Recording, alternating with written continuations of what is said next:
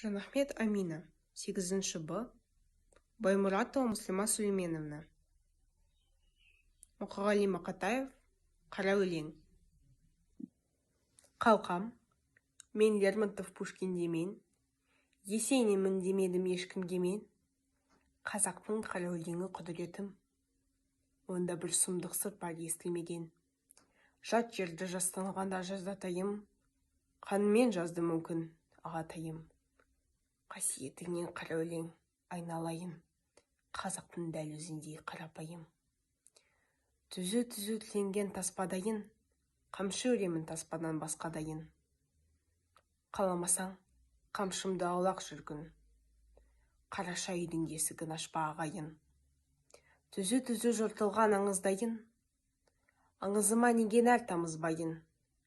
Қара өлеңі қазақтың қаза болса, қара көзден неге қан ағызбайын. Ізденпаздық менің де бар өнерім. Будан жасап, бидай мен тары егемін. Қазан, миым бәрінде қайнатады. Дара қойып қазақтың қара өлеңін. Ақынмын деп қалай мен айта аламын. Халқымның өз айтқанын қайталадым. Күпі киген қазақтың қара өлеңін шекпен жауып өзіне қайтарамын.